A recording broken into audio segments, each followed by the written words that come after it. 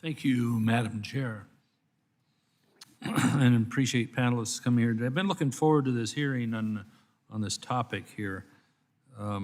We have a lot of bridge history in this country, especially in recent years.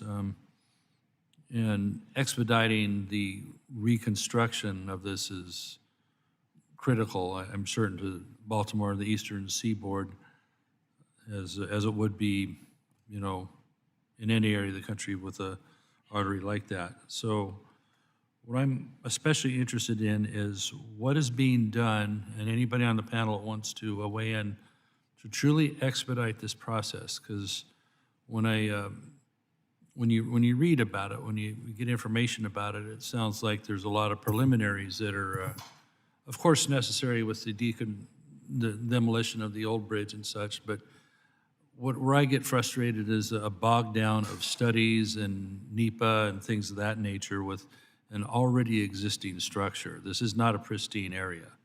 And so what is being done to make a concurrent effort to do that stuff and get categorical exclusions, but also at the same time be moving forward as quickly as possible? And some examples I have of successes, as just Mr. Desaulnier alluded to, in California.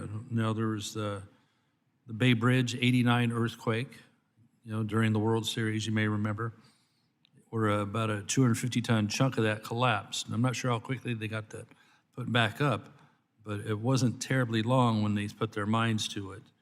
On the obverse side of that coin, you have the actual replacement of the Bay Bridge took 24 years. You know, in '89, when you decided there was a problem with the bridge, it was decided.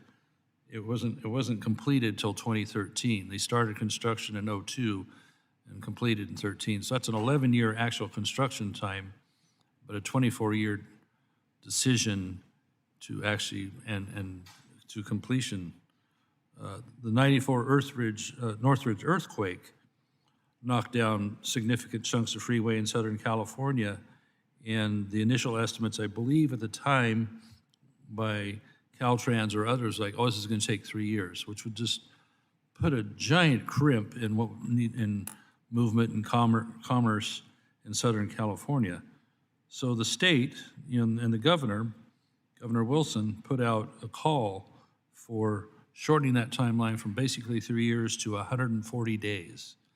And one of the people involved was this company called C.C. Myers Construction Company.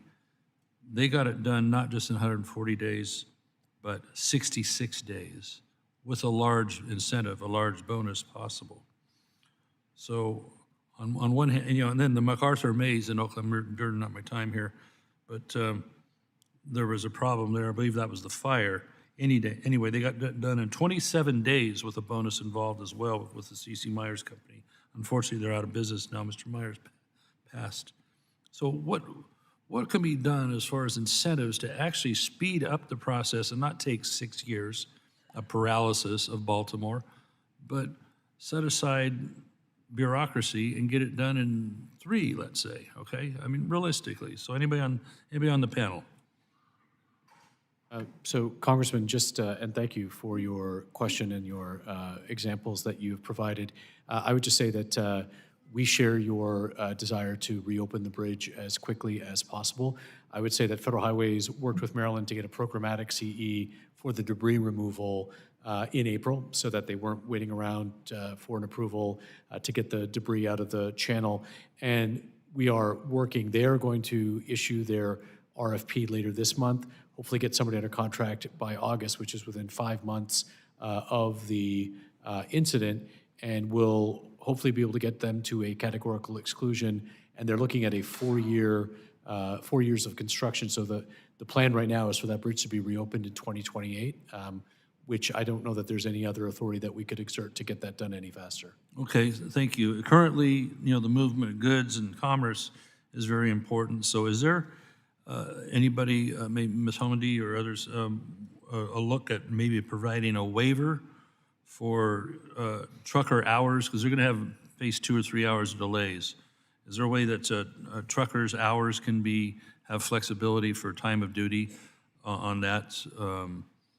as well as the ability to use the tunnels there for ordinarily what trucks wouldn't be allowed to do.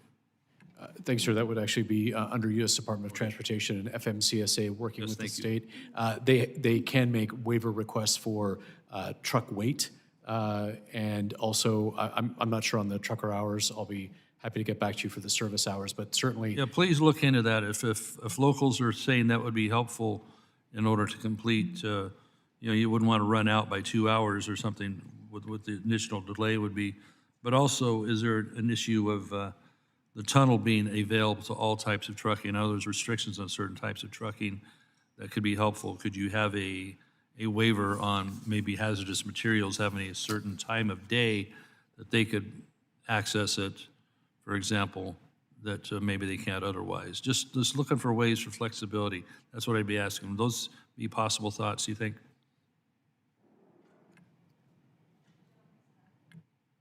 The gentleman's time has expired. Okay, thank you. Can he answer that? Yeah, quickly. Thank you. happy to follow up with your office, sir, on those questions. All right, thank you. Thank you, Madam Chair. Thank you. The gentleman yields back.